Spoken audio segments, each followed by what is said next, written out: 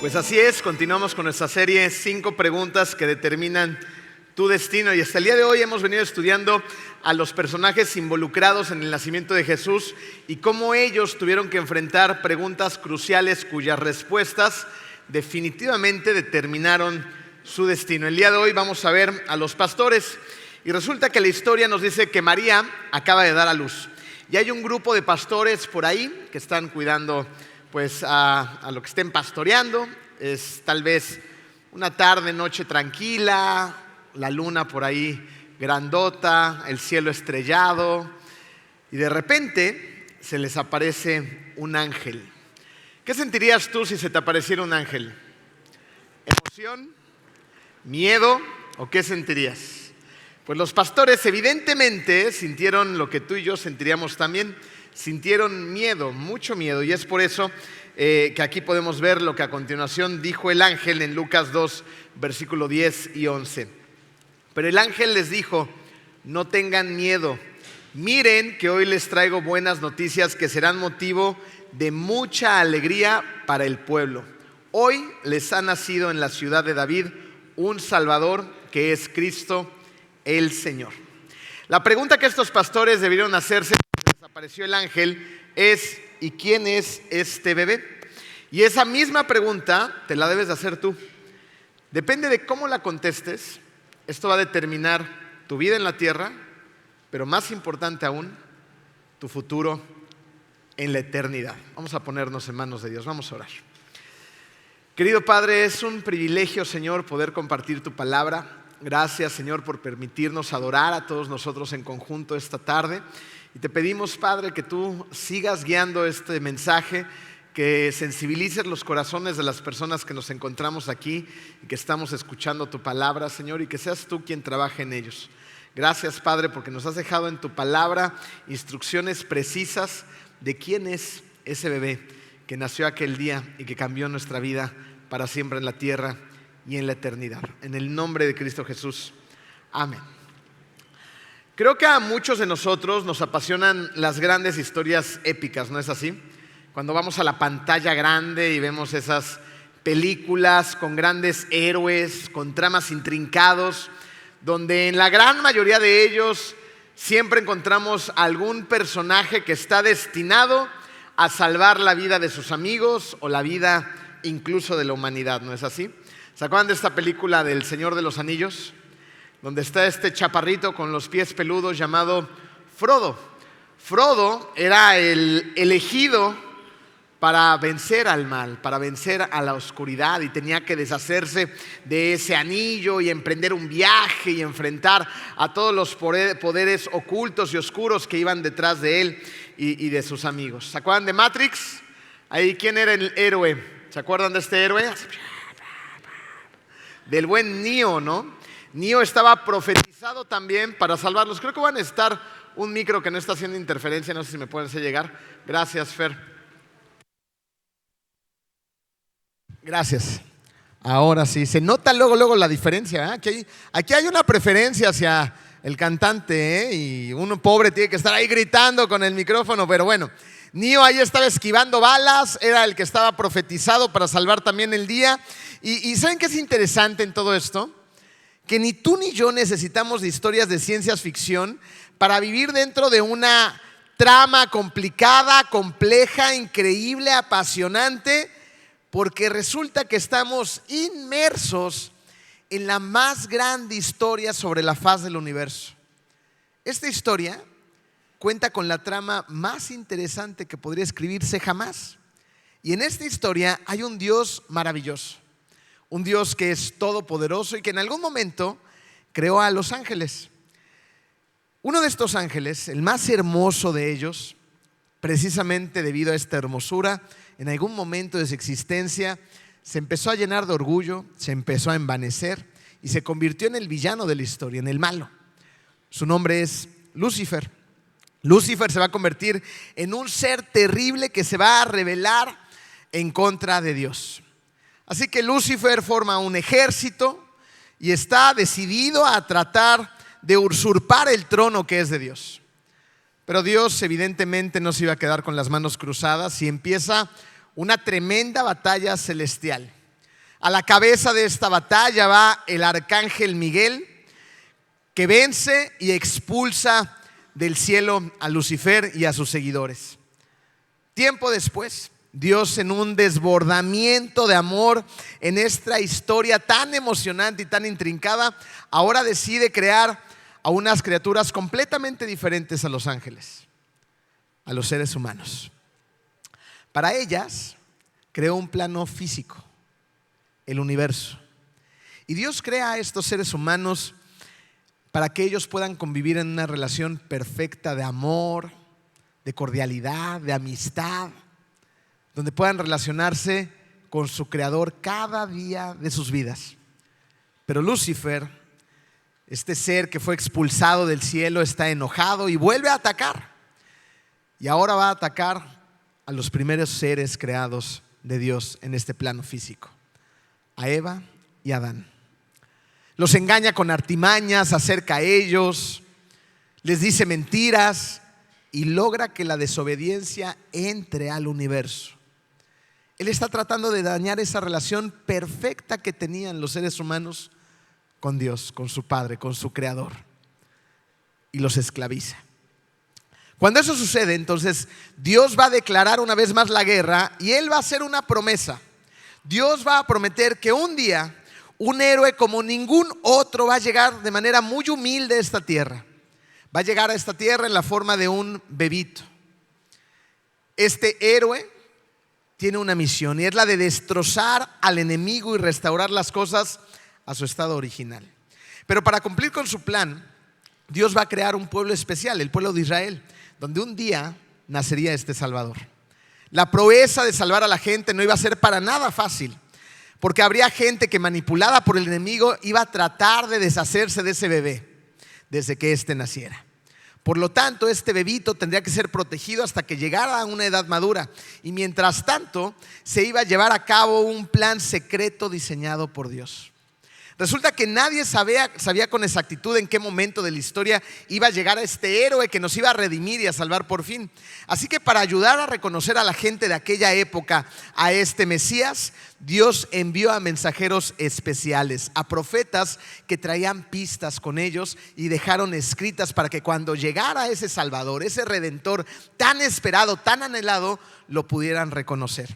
Y es por ello precisamente que la gente de Israel estudiaba con esmero las profecías, las leía constantemente, buscaban esas pistas que estaban ahí ocultas, ¿no? Y a veces a simple vista, y querían saber cuándo iba a llegar, estaban expectantes de esa llegada, tenían la esperanza de poder reconocer la llegada de aquel Salvador.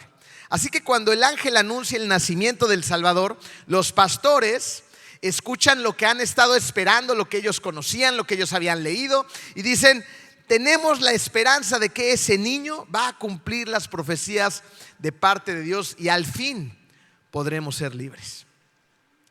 Nosotros, tú y yo, participamos de manera activa en esta historia épica, en esta guerra cósmica, esta batalla que es real, que se ha venido librando desde el principio de los tiempos y donde nosotros estamos participando y tenemos trabajo que hacer. El día de hoy nos tenemos que responder a la pregunta que estos pastores muy probablemente se hicieron aquella noche. ¿Realmente será ese niño el Salvador que prometió Dios? Hubo gente que vivió en la época de Jesús y así lo creyó y lo siguieron. Y nosotros tenemos los escritos de aquellos seguidores de que Cristo dejaron, en donde podemos ver por qué lo siguieron. Lo que ellos tenían para saber si Jesús era el Mesías en el Antiguo Testamento es donde se apoyaban para poder comparar, ¿no? Decían, lo que está pasando con esta persona realmente será.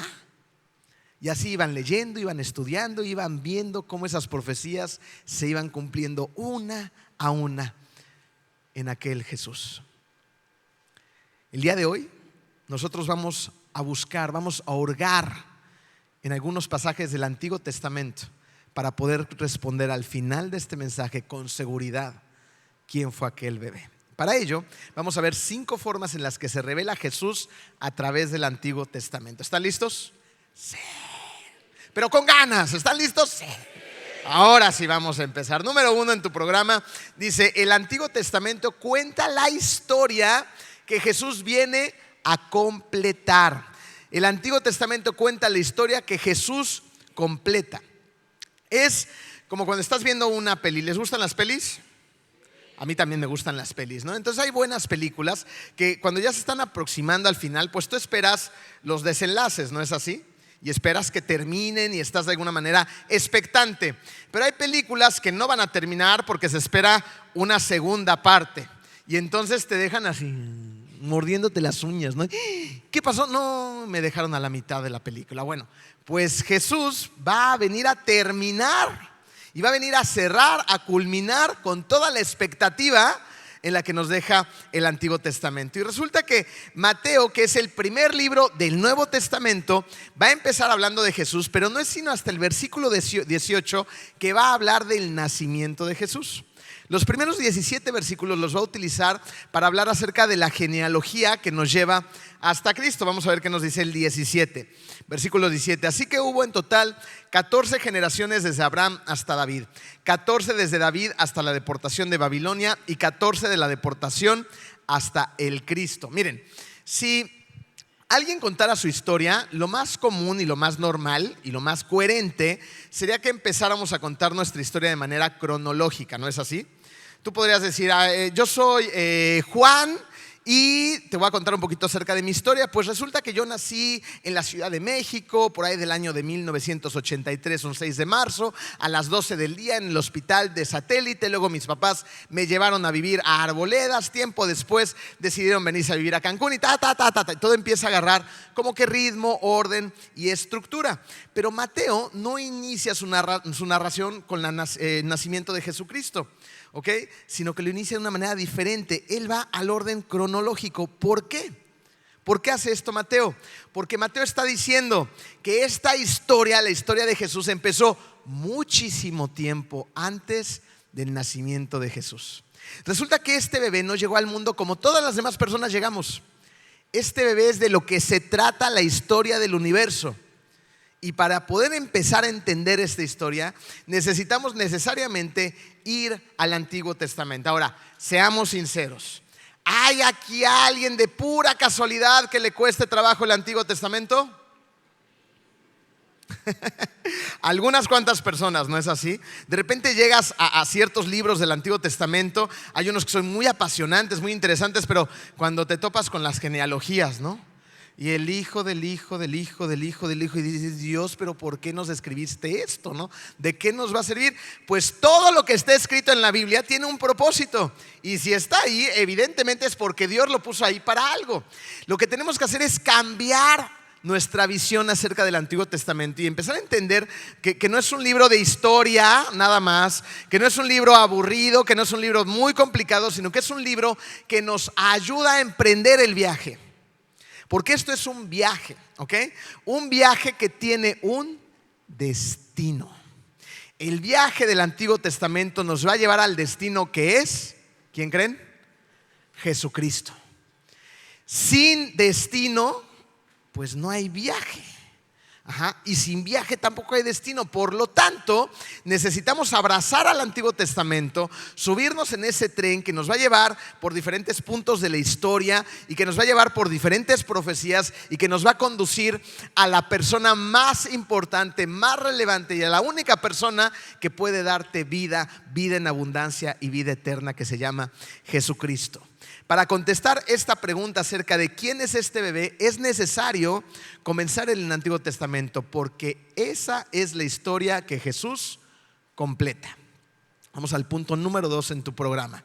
El Antiguo Testamento declara las profecías que Jesús vino a cumplir. Y esto es interesantísimo y súper importante. Fíjense, el Antiguo Testamento hace muchas profecías referente al Mesías. Y resulta que el Evangelio de Mateo en 5 veces va a repetir palabras que van a decir algo más o menos así. Esto sucedió para que se cumpliera. Y luego Mateo lo que va a hacer es que va a citar algún pasaje, algún libro del Antiguo Testamento, haciendo referencia a un profeta. Vamos a ver cuáles son estas 5 referencias que nos hace Mateo acerca de las profecías. Esto sucede después, el primero que les voy a leer, sucede después de que José acepta a María como esposa. Lo encontramos en Mateo capítulo 1, versículo 22 y 23. Dice lo siguiente: Todo esto sucedió para que se cumpliera lo que el Señor había dicho por medio del profeta. ¿Se dan cuenta? Aquí es la primera. Todo esto sucedió para que se cumpla la profecía que se había dicho por medio de un profeta. Y aquí está la cita de aquella profecía del Antiguo Testamento. La Virgen concebirá y dará a luz un hijo y lo llamará Emmanuel, que significa Dios con nosotros. Mateo está citando a Isaías 7:14. Esta profecía fue escrita aproximadamente 600 años de que sucediera. ¿Qué posibilidades había de que esto se cumpliera? Es más, te la voy a poner más fácil. ¿Qué posibilidades había de que una virgen tuviera un hijo? Pues cero, ¿verdad? Pero para Dios, ¿hay algo imposible? Nada. No hay nada imposible. Vamos a ver la segunda. Aquí Herodes le está preguntando a los hombres sabios que se van a reunir con él dónde habría de nacer el Cristo, porque quiere asesinarlo. Él no quiere competencia, no quiere ningún rey que venga a tirarle su reinado, ¿no? Entonces aquí Mateo, nos encontramos en Mateo 2 versículos 5 y 6 y nos encontramos en esta plática que está teniendo Herodes con los sabios. En Belén de Judea le respondieron estos hombres sabios a Herodes: porque esto es lo que ha escrito el profeta. Nuevamente está citando un pasaje del Antiguo Testamento y está diciendo que la profecía se ha cumplido. Pero tú, Belén, en la tierra de Judá, de ninguna manera eres la menor entre los principales de Judá, porque de ti saldrá un príncipe que será el pastor de mi pueblo Israel. Mateo está citando a Miqueas 5:2. Cientos de años antes se había profetizado dónde iba a nacer Jesucristo. Ahora vamos al que sigue, Mateo 2:15. Aquí nos encontramos cuando José y María se escapan a Egipto. Dice así: de este modo se cumplió lo que el Señor había dicho por medio del profeta. Nuevamente hace lo mismo: de Egipto llamé a mi hijo. Mateo está citando a Oseas 11:1. Vamos por dos más. Cuando Herodes manda a matar a todos los niños menores de 2 años en Belén, este tipo no se está dando cuenta que está cumpliendo una profecía. Dice Mateo: entonces se cumplió lo dicho por el profeta Jeremías. Se oye un grito en Ramá, llanto y gran lamentación. Es Raquel que llora por sus hijos y no quiere ser consolada. Sus hijos ya no existen. Mateo está citando a Jeremías 31:15. Y por último, cuando José y María llevan a Jesús a Nazaret en lugar de a Belén, ¿ok? Y fue a vivir en un pueblo llamado Nazaret. Con esto se cumplió lo dicho por los profetas: lo llamarán Nazareno. 5 veces Mateo dice que esto sucedió en la vida de Jesús para que las profecías fueran cumplidas. ¿Quién está detrás de todo esto? ¿Quién más si no es el Dios creador del universo? Para todos aquellos quienes de repente empezamos a dudar, quienes de repente tenemos miedo, quienes de repente no encontramos sentido, recuerda que el mismo Dios del Antiguo Testamento, el mismo Dios de la época de Jesús, es el mismo Dios que sigue siendo nuestro Dios. Dios está en control y tenemos que confiar en Él. Número 3 en tu programa: el Antiguo Testamento pinta la identidad que Jesús vino a asumir. Vamos al bautizo de Jesucristo. Jesús va al Jordán para ser bautizado por Juan. Y cuando sale del agua, Mateo nos va a mostrar un gran y hermoso momento trinitario. Vamos a poder ver a Jesucristo en carne y hueso cuando lo están bautizando. Podemos también ver al Espíritu Santo que viene descendiendo en la forma, ¿se acuerdan de qué? De una paloma. Y también vamos a escuchar la voz de Dios Padre, y lo escuchamos en las siguientes palabras. Mateo 3:17. Dios está diciendo cuando su Hijo Jesucristo está siendo bautizado y esa paloma está descendiendo lo siguiente: este es mi Hijo amado, estoy muy complacido con Él. Qué momento tan especial, ¿no es así? Yo no sé si tú has tenido el privilegio de poder ver a tus hijos ser testigo cuando están siendo bautizados, o estés orando para que ellos en algún momento tomen esta decisión, pero definitivamente es un momento especial para nosotros. Ahora imagínense que el Hijo de Dios está siendo obediente a su Padre y que un ser humano lo está bautizando. Eso fue exactamente lo que estaba pasando. Y ahí dijo Dios estas palabras: este es mi Hijo amado y estoy muy complacido con él. Fíjense, esas palabras que está diciendo Dios nuevamente son un eco del Antiguo Testamento hacia el presente. Dios está citando a Isaías 42:1, donde Dios está definiendo la identidad del Mesías como su siervo. ¿Qué dice Isaías 42:1? Aquí está mi siervo, mi escogido, en quien me complazco. ¿Suena parecido? Yo lo sostengo, sobre él reposa mi espíritu. Él traerá la justicia a las naciones. Entonces Jesús es identificado como el siervo de Dios, quien de acuerdo a la profecía va a cumplir la voluntad de Dios, trayendo justicia a las naciones. ¿Se dan cuenta cómo estas profecías han ido pintando una imagen de cómo se tiene que ver Jesús? En recursos humanos, a lo mejor algunos de ustedes son más familiares a esta área laboral, pero hay una área que se encarga de hacer perfiles de puesto. Y esto tiene que ver con identificar las necesidades de un área, ¿no? Por ejemplo, hablemos de un hotel. Un hotel de repente tiene la necesidad de contratar a alguien que sea el gerente de alimentos y bebidas. Pues estamos en Cancún, eso lo entendemos un poquito mejor, ¿no?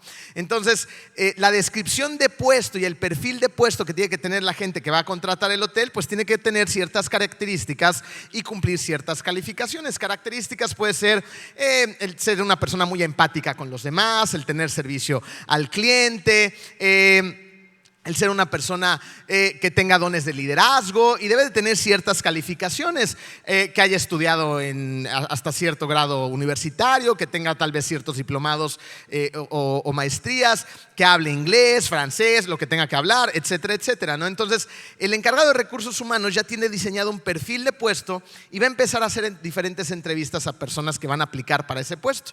Y de repente un día va a aparecer uno y va a decir: Este cumple con todas las características y todas las calificaciones que necesita para llenar ese puesto. Bueno, en este caso, Jesucristo cumplía absolutamente con todas las características y todas las calificaciones del Mesías que estaban esperando. Características como que era descendiente de David, nacido en Belén, nacido de una virgen. Calificaciones como que estaba lleno del Espíritu Santo, como que era un hombre lleno de misericordia y otorgaba misericordia a los demás, como era una persona que estaba llena de consuelo y consolaba a los demás, que era una persona repleta de un poder sobrenatural. Él era a quien estaban esperando. Resulta que Jesús cumple con todo requisito. Y mientras más lo conocen sus discípulos, más claro era que era Él a quien estaban esperando. Y eso es lo mismo que a ti y a mí nos debería de pasar hoy. Porque lo que es cierto es que entre más empezamos a conocer a nuestro Señor, más deberíamos de tener claro que Él es nuestro Señor. Un Dios que está lleno de misericordia, de gracia, de amor, de poder, de milagros, de cosas que no entendemos, pero que Él sigue obrando en nuestras vidas.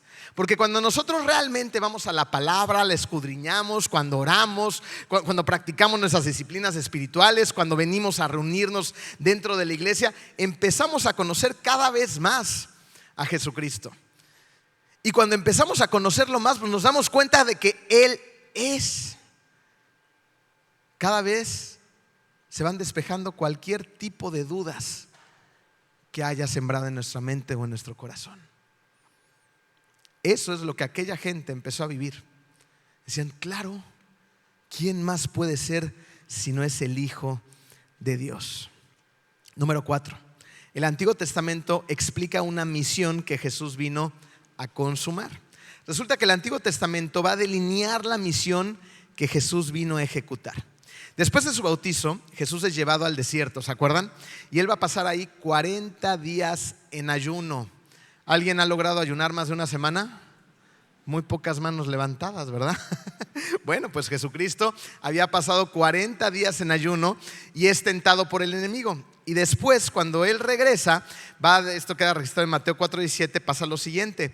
Desde entonces comenzó Jesús a predicar: arrepiéntanse porque el reino de los cielos está cerca.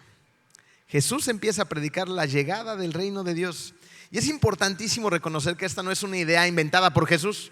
Evidentemente Jesús tenía que estar explicando mucho acerca del reino por medio de sus parábolas, pero lo que es una realidad es que la gente de aquella época ya tenía una clara idea del significado de la llegada del reino de Dios. Estas personas leían la Escritura, estudiaban la Escritura, hurgaban entre ella con la esperanza de que cuando viniera el reino de Dios terminaría el exilio, terminaría la opresión en Roma, la gente de Dios sería restaurada y redimida. Es lo que leían, lo que cantaban en sus salmos, lo que esperaban. Pero lo que Jesús les está diciendo es que lo que ellos esperan ya está ahí. Jesús está diciendo: soy yo a quien han estado esperando. Fíjense, en Lucas 4 podemos ver a Jesús citando también al Antiguo Testamento, a Isaías 61. Y quiero que hagan un poquito de ejercicio de imaginación y que viajemos rápidamente y que nos coloquemos en esa reunión, porque debió de haber sido algo extraordinario. Está ahí Jesucristo, vestido de la época, tranquilo, en paz, en un lugar lleno de gente. Las personas estaban poniéndole atención. El ambiente era único, especial y espectacular, pues estaba allí el Hijo de Dios. Y Jesús tiene consigo un pergamino, un rollo, que va a leer la palabra de Dios, va a leer la Biblia en el Antiguo Testamento. Lo desenrolla y esto quedó registrado en Lucas 4:18-19. Y dice: el Espíritu del Señor, Jesucristo leyendo lo que se sabía evidentemente de memoria: el Espíritu del Señor está sobre mí, por cuanto me ha ungido para anunciar buenas nuevas a los pobres. Me ha enviado a proclamar libertad a los cautivos y dar vista a los ciegos, a poner en libertad a los oprimidos, a pregonar el año del favor del Señor. Si se hubiera detenido hasta ahí, todos hubieran pensado: claro, está citando al Antiguo Testamento, ahí está la promesa, vamos a orar porque esto suceda en nuestros días, porque queremos ser testigos de aquellos milagros. Pero Jesucristo va a seguir y miren lo que va a pasar. Imagínense a Jesús ahí sentado, ahora va a enrollar ese libro y va a pasar lo siguiente: Lucas 4:20-21. Luego enrolló el libro, se lo devolvió al ayudante y se sentó. Todos los que estaban en la sinagoga lo miraban detenidamente. No se escuchaba ni un clavo caer. Y él comenzó a hablarles. Han de haber dicho: pues si ya acabó de leer, ¿qué más nos tiene que decir? Y escuchen estas palabras: hoy se cumple esta escritura en presencia de ustedes. Jesús estaba diciendo quién era Él. Lo tenían frente a frente. Yo me imagino que más de uno ha de haber empezado a hacer memoria: ¿dónde dejé todas mis piedras por si hay que matar a alguien esta mañana? Porque las necesito ahorita. ¿Cómo se atreve esta persona a decir estas cosas y a hacer estas declaraciones? Porque cómo les gustaba acusarlo, ¿verdad? A pesar de cuánto habían investigado, a pesar de todo lo que habían leído, a pesar de cómo habían hurgado en la Biblia, cuando lo tuvieron frente a frente, no lo reconocieron. No supieron identificar a ese bebé. Le dieron la espalda, lo criticaron, lo juzgaron, se apartaron de él y luego lo crucificaron. Eso le hicieron a Jesucristo. No lo pudieron reconocer. Y esto es sumamente importante para todos nosotros hoy. Porque a lo mejor cuando tú escuchaste el título de este mensaje y empezamos a hablar, muchos de ustedes pudieron decir: pues yo sí sé quién es ese bebé. Yo conozco a Dios. Yo puedo decir quién es Él, pero ¿realmente lo sabes? ¿Realmente tu vida habla por medio de sus actos acerca de tu fe? Esas son las cosas que tenemos que traer a colación hoy. en las que tenemos que pensar seriamente, porque no te estás jugando ni más ni menos que el destino de tu eternidad. Jesús está leyendo el plan de Dios en esas escrituras para el Mesías y les está diciendo: hoy se cumple esta escritura enfrente de ustedes. Todo lo que estaba prescrito para que el Mesías realizara, todo se cumplió. Eso es precisamente lo que Jesús dijo con sus últimas palabras: consumado es. Todo se ha llevado a cabo. He cumplido con mi misión. Consumado es. Vamos al último punto en tu programa. El Antiguo Testamento revela que el Dios de las Escrituras está encarnado en Jesús. Mateo inicia su evangelio describiendo a Jesús como el Cristo, ¿no? Y aquí déjame hacer un paréntesis, porque a lo mejor a ti te pasa lo mismo que a mí me pasaba cuando estaba chiquito. De repente iba a la iglesia y el pastor empezaba a hablar de Jesús. A medio mensaje estaba hablando de Cristo, luego hablaba de Cristo Jesús, luego de Jesucristo, y luego yo ya estaba hecho pelotas. No decía Jesús, Cristo, Cristo, Jesús. ¿Y de quién están hablando? Bueno, Jesús es el nombre evidentemente de Jesús, y Cristo es un título que quiere decir Mesías. Pero el Mesías no era conocido como un título divino. De hecho, los judíos no necesariamente esperaban que el Mesías fuera Dios de manera literal. Pero ¿saben qué está haciendo Mateo? Lo que está haciendo Mateo es demostrar que Jesús es Dios. Jesús caminó entre nosotros haciendo y diciendo cosas que solamente podía hacer Dios. Veamos un par de ejemplos. En Mateo 11 resulta que Juan está en la cárcel y Juan le va a mandar a preguntar a Jesús: ¿eres al que esperamos o necesitamos buscar a alguien más? ¿Qué contesta Jesús? Jesús, a su forma, no dice sí, ¿no? Jesús empieza a hacer que la gente piense, ¿no? Y eso me encanta, porque Jesús dice lo siguiente: pues vean lo que está pasando. Los ciegos ven, los cojos caminan, los sordos escuchan, los muertos se levantan. ¿Saben qué está haciendo Jesús? Jesús está recordándoles lo que Dios les dijo en Isaías 35. Isaías 35, 4 y 6 dice: se abrirán entonces los ojos de los ciegos, se destaparán los oídos de los sordos, saltará el cojo como un ciervo y gritará de alegría la lengua del mudo. ¿Qué les está diciendo Jesús? Nuevamente les está afirmando que Dios está ahí. Diciendo: Juan, ¿qué no ves? Juan, ¿qué no oyes? ¿No sabes todo lo que está pasando? Esta profecía se está cumpliendo en mí, está diciendo Jesús. Jesús no necesitaba una campaña de marketing, ¿no?, que lo anunciara: ha llegado el Mesías, ¿no? Y carteles por todos lados y un montón de reels y publicidad. No. Él lo único que hacía era apuntar a las Escrituras, porque ahí está la verdad. Y porque ahí la gente podía encontrar la comparación de lo que se había prometido y lo que estaba sucediendo. Después vamos un poquito más adelante a Mateo 28, donde Jesús claramente se identifica como Dios. Y Él dice: se me ha dado toda autoridad en el cielo y en la tierra. Y esto lo estamos escuchando de labios de Jesús resucitado. Y son palabras que se citan en Deuteronomio 4:39. Dice: reconoce y considera seriamente hoy que el Señor es Dios arriba en el cielo y abajo en la tierra, y que no hay otro. Jesús ha dicho: toda la autoridad del cielo y de la tierra se me ha dado a mí. Fíjense, le está diciendo a sus discípulos: ustedes ahora ya saben quién soy yo, pero el mundo todavía no lo sabe. Así que vayan y hagan discípulos en todas las naciones. El Nuevo Testamento afirma que el Dios que se presentó en el Antiguo Testamento es el Dios que ahora vemos en Jesús. Jesús es la historia. Jesús es la promesa. Jesús es la misión. Jesús es la vida en abundancia. Jesús es la vida eterna. Jesús es Dios mismo.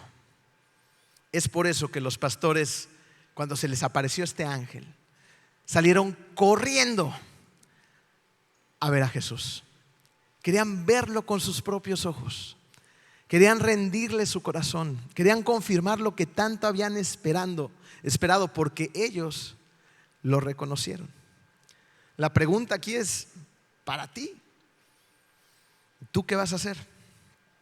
Jesús es el Mesías que vino a morir por ti, el Hijo de Dios. ¿Vas a aceptar la salvación que Él te da? Mira, ese Salvador que es Jesucristo no tiene sentido para ti si no entiendes el inicio de la historia. si no comprendes literalmente que nosotros nos rebelamos contra Dios, que caímos, si no comprendemos que Satanás efectivamente logró su objetivo de que las personas persigan a la creación en lugar de al Creador, necesitamos estar convencidos de que necesitamos de un Salvador. Pero hay gente que va por la vida y no se da cuenta de esto, o bien está confundida. El jueves, en una de las múltiples posadas de Comunidad de Fe, donde se promete que uno suba considerablemente de peso, tuve la diosidencia, porque son cosas que Dios propone. Fuimos a visitar Jenny y yo a una de las múltiples posadas y terminamos en una posada muy, muy bonita acerca de los niños que juegan fútbol, ¿no? Y ahí me encontré en la mesa con un matrimonio. Y este matrimonio, el Señor empezó a platicar conmigo y me empezó a preguntar algunas cosas acerca de cómo habíamos llegado a la iglesia, cómo nos habíamos convertido, cómo habíamos empezado a trabajar. Y yo también le empecé a preguntar a él algunas cosas, ¿no? Y él rápidamente me empezó a contar un poquito de su testimonio, un testimonio muy bonito. Lo voy a tratar de sintetizar de la mejor manera, pero resultó muy impactante para mí porque él me dijo que en algún momento de su vida se dio cuenta junto con su esposa que su hijo, que en aquel entonces era un muchachito, empezaba a consumir marihuana. Y me contó que pues se dieron cuenta, que lo confrontaron y, como muchos jóvenes dicen, pues le echan la culpa al amigo, ¿no? Es de mi amigo. Pero que ellos sabían que pues no era del amigo, que se fueron dando cuenta que este jovencito pues seguía consumiendo, y lo que al principio pues no parecía ser un problema, con el paso del tiempo se convirtió en un grave problema. Su hijo tenía desarrollada ya una adicción a la marihuana, y con el paso de los años pues la marihuana dejó de ser un problema mayor para que empezara un problema mucho mayor, y empezó este muchacho a consumir drogas mucho más fuertes, hasta que tiene un problema muy duro de adicción. Él en algún momento fue a casa de sus familiares y expresó su sentir ahí en medio de todos ellos, y dijo algo como lo siguiente, quejándose, triste. Les dice: pero no entendemos por qué nos está pasando esto, pues si todos somos hijos de Dios, ¿no? Y él me dijo algo muy interesante. Me dice: en esa ocasión había en esa reunión uno de mis sobrinos. Mi sobrino se puso de pie y con mucho amor y con mucho respeto, porque se lo expresó, me dijo: tío, te tengo que decir esto con mucho cuidado y con mucho cariño, pero no todos somos hijos de Dios. Entonces me dijo él, yo como tío, ¿no? Dije: ¿cómo que no todos somos hijos de Dios? ¿No? Enojado, molesto. Dijo: no tío, no todos somos hijos de Dios. Dijo: a ver, ¿por qué dices tú que eres hijo de Dios? ¿Conoces a Dios? Sí, yo conozco a Dios. ¿Y conoces a Jesucristo? Pues he escuchado de Él. Pero ¿tienes una relación con Jesús? ¿Cómo? ¿Conoces a Jesús? ¿Has leído a Jesús? ¿Has leído la palabra de Dios? No. Entonces, tío, no porque digas que eres hijo de Dios, eres hijo de Dios. Necesitas invitar a Cristo a vivir en tu corazón y a ser transformado por Él. Y le empezó a dar el plan de salvación, y le empezó a platicar acerca de varios versículos, y lo llevó hasta que él decidió confesar con su boca a Jesús como su Salvador, a Jesús como el Hijo de Dios, entregarle su vida. Y ahí empezó el viaje, este viaje del que estamos hablando. Decidió subirse a ese tren, pero no se subió solo. Decidió subir a su familia. Al día siguiente, su sobrino lo invitó a la iglesia a la que él asistía, y fue él junto con su esposa. Empezaron a conocer más de Jesucristo, empezaron a entender muchísimo más acerca de la palabra de Dios. Y entonces él dijo: claro, aquí está la solución. Empezó a platicarle a su hijo acerca de Dios, acerca de Jesucristo, acerca de lo que él podía hacer en su vida. Y por medio de la iglesia lograron encontrar un centro de rehabilitación que era muy bueno, que tenía buenos principios cristocéntricos, y este muchacho decidió entrar a ese centro de rehabilitación por voluntad propia. El programa empezó a hacer efecto en él, y eso fue un antes y un después. Ese querido tío sacó su celular en ese momento, aquel jueves, hace unos días apenas, y me dijo: te quiero mostrar esta imagen. Encontró una fotografía y me dijo: mira, este es mi hijo antes y este es mi hijo después. Su hijo de antes estaba consumido por las drogas. Al lado de su hijo en esa fotografía estaba su mamá con una cara destrozada, triste, consumida por el dolor de su hijo. Su hijo totalmente delgado, chupado por la adicción, en muy malas condiciones. Desliza el dedo y me muestra la siguiente fotografía. Me dice: este es mi hijo ahora. Su hijo casado, con 2 hijos, barbón, guapo, gordito. Hay un antes y un después. ¿Un antes de qué? Un antes de que ese jefe de familia aceptara a Cristo en su corazón. ¿La batalla ya terminó? Claro que no. La batalla sigue hasta que estemos en presencia del Señor. Pero mientras tanto, hay un antes y un después. Ayer me encontraba en otra posada.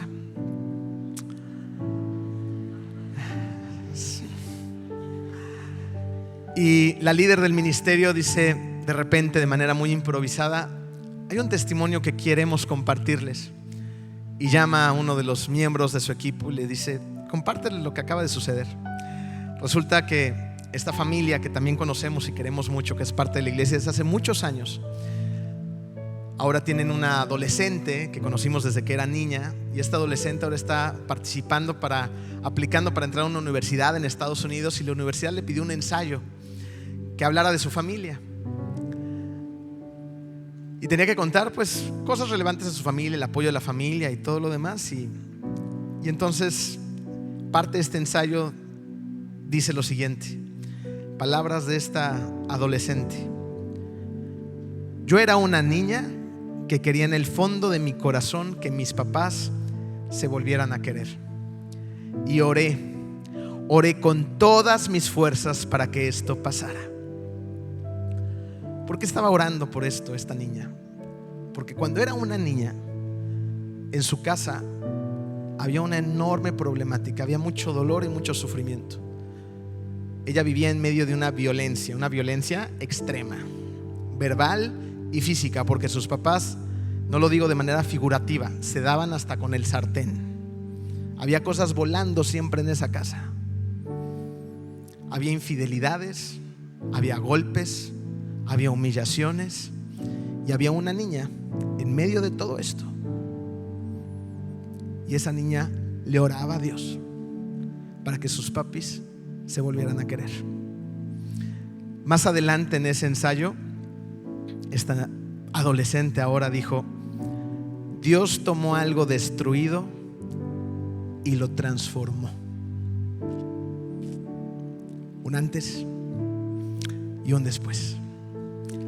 Ahora sus papás sirven en la iglesia juntos, sirven como una familia cristiana, trabajan juntos, tienen una familia cristiana y funcional con problemas como tú y como yo, pero que su corazón está apuntando siempre a Jesús. Hay un antes y un después. Vamos a escuchar un poquito del coro con el que cantamos hace rato, porque esas palabras son verdad.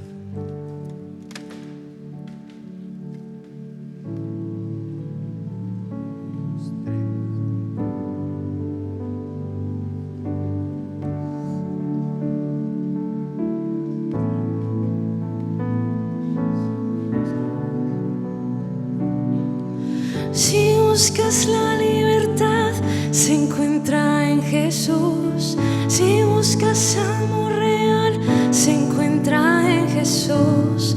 Y no hay nadie más que pueda salvar. Si buscas la libertad, se encuentra en Jesús. Si buscas amor real, se encuentra en Jesús. Y no hay nadie más que pueda salvar. No hay nadie más. Si buscas la libertad, se encuentra en Jesús. Si buscas amor real, se encuentra en Jesús. Y no hay nadie más que pueda salvar.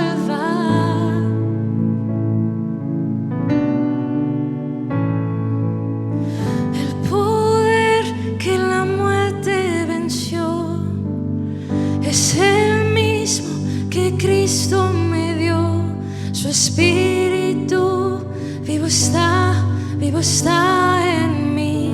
Esa gracia que me perdonó es la misma que me adoptó. Su Espíritu vivo está en mí.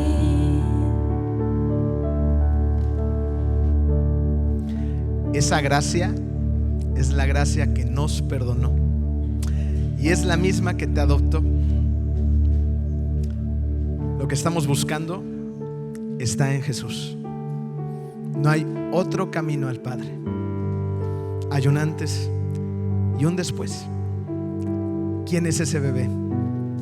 Ese bebé es Jesucristo, el Hijo de Dios, que vino a esta tierra con una misión, la de entregar su vida por amor de todos aquellos quienes le aman.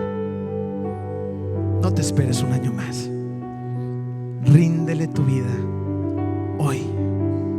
Hazlo de verdad. Vamos a orar. Querido Padre, gracias, Señor, por tu palabra. Gracias, Padre, porque en ti encontramos todo lo que necesitamos. Gracias, Señor, por el sacrificio de Jesucristo en la cruz. Gracias, Padre, porque solamente a través de Él y por medio de Él podemos tener acceso a ti y podemos gozar de una vida eterna a tu lado. Gracias, Padre, por el Antiguo Testamento, porque está lleno de tesoros, de pepitas de oro, de profecías que no hacen más que confirmar que Jesucristo es tu Hijo, es nuestro Redentor, es nuestro Salvador. Ayúdanos, Padre, a poner toda nuestra confianza en Él por el resto de nuestros días. En el nombre hermoso de Jesucristo. Amén.